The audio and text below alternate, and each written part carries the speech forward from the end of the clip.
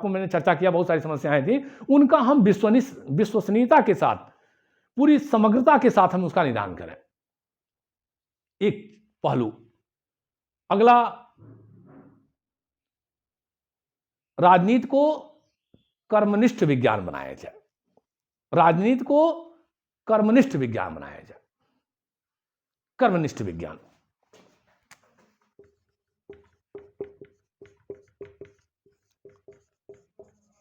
राजनीति को मनन से बाहर लाना है। मनन, बहुत चिंतन हो गया, बहुत मनन हो गया, अब हमें एक्शन करना है। एक्शन।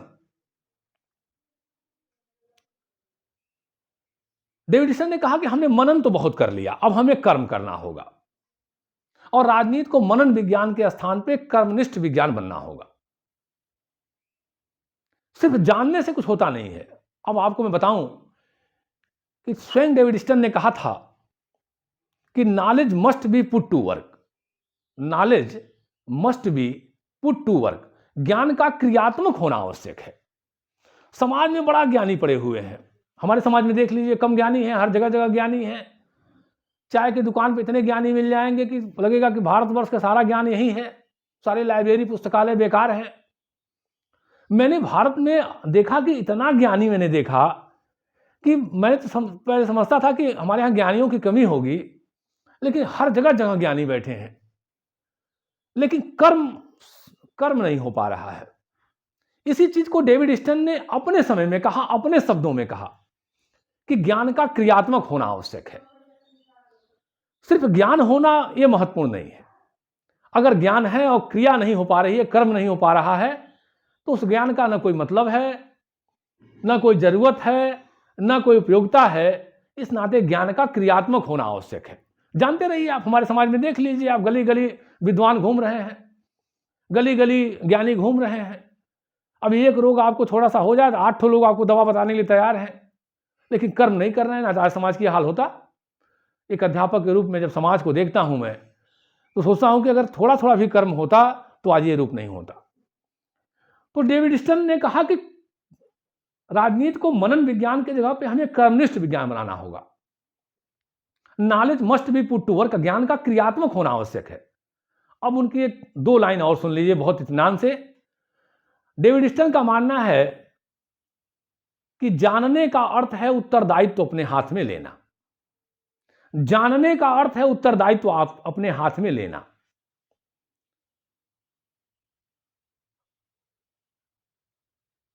और क्रियाशील होने का अर्थ है कि समाज के पुनर्निर्माण में स्वयं को लगा देना। 2 बातें कहा उन्होंने। कहा जानने का अर्थ है कि उत्तरदायित्व अपने हाथ में लेना। अगर आप कोई चीज जान गए, अपने समाज की, अपने देश की, अपने बीच की, अपने परिवार की कोई भी समस्या अगर आपके सामने आई है, अगर आप जानकारी है, तो उत्तरदायित्व आपको लेना होगा। उस समस्या के समाधान के लिए आपको काम करना होगा। सिर्फ जानने से कुछ नहीं होगा। तो जानने का अर्थ है उत्तरदायित्व अपने ऊपर लेना।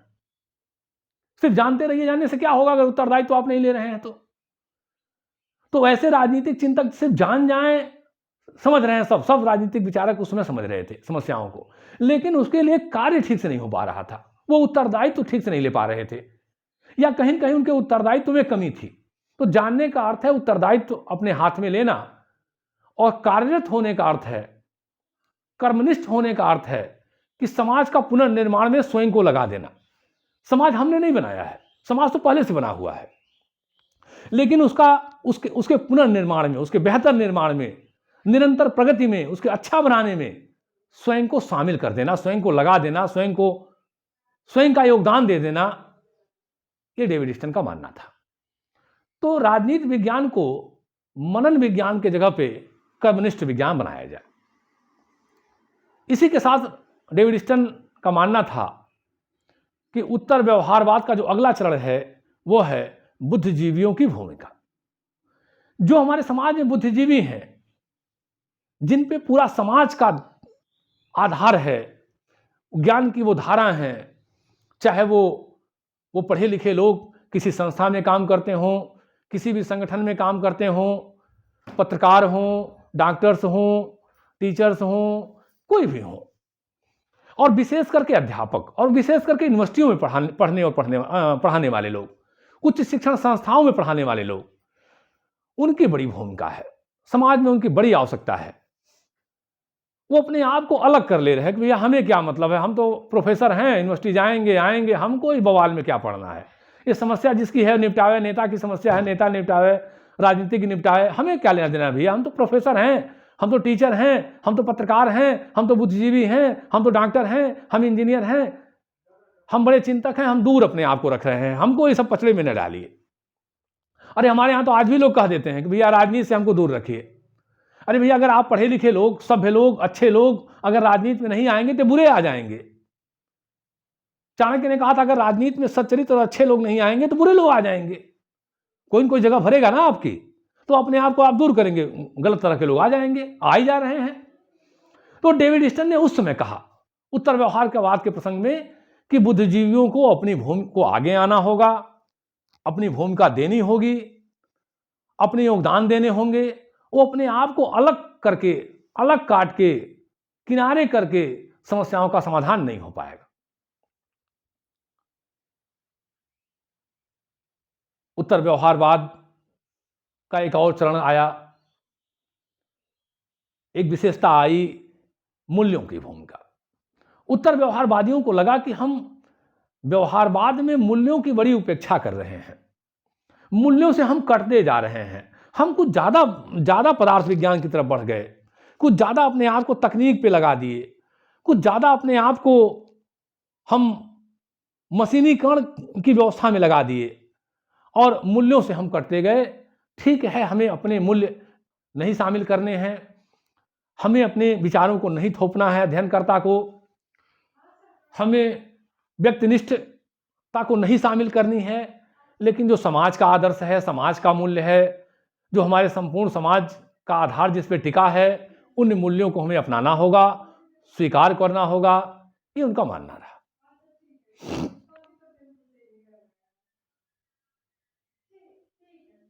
उत्तर व्यवहारवादियों का मानना था कि राजनीति का व्यवसायीकरण करना होगा, राजनीति का व्यवसायीकरण करना होगा। प्रायः राजनीतिक चिंतक, विचारक, प्रोफेसर्स, बड़ी बड़ी यूनिवर्सिटियों में पढ़ाने वाले लोग अपने आप को चुनाव के गर्मा गर्मी से, राजनीतिक धक्का धक्का से दूर रखते हैं, राजनीतिक उथल पुथल से दूर रखते हैं, भी हमको इससे दूर रखिए। आज हमारे यहाँ देख लीजिए समाज में यही हो रहा है। हर बौद्धिक पढ़ा लिखा बड़ा व्यक्ति, हर ज्ञान से भरा व्यक्ति अपने आप को राजनीति की मुख्य धारा से काटना चाहता है कि भैया हमको इससे दूर रखिए। इस बात को डेविड स्टर्न ने महसूस किया और कहा कि जो हमारे बड़े राजनीतिक विचारक हैं, चिंतक हैं, वो अपने आप को राजनीति की जो समस्याएं हैं, जो राजनीति का परिवेश है, उससे आपको दूर रखते हैं, सिर्फ अपने आप को अध्ययन तक जोड़े हुए हैं, जबकि उन्हें अपने अध्ययन के दायरे से बाहर आकर के अपनी सक्रिय भूमिका राजनीति में देनी चाहिए।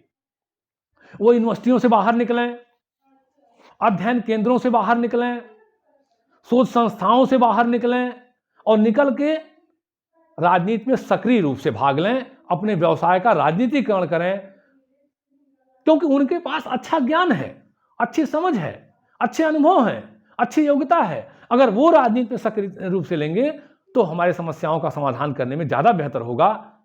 ये उत्तर व्यवहारवादियों का मानना था। तो उत्तर व्यवहारवाद ने कहा कि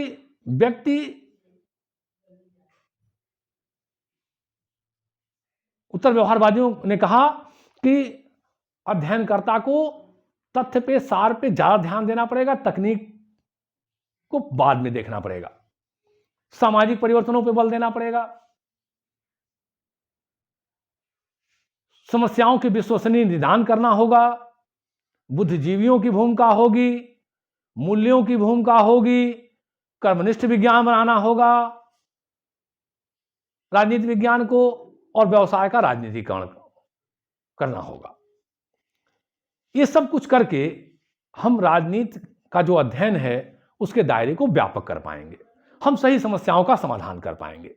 जो मानवता के साथ समस्याएं हैं, देश के साथ समस्याएं हैं, मनुष्य जाति के साथ समस्याएं हैं, उनका हम समाधान कर पाएंगे। उत्तर व्यवहारवाद एक आंदोलन के रूप में चला।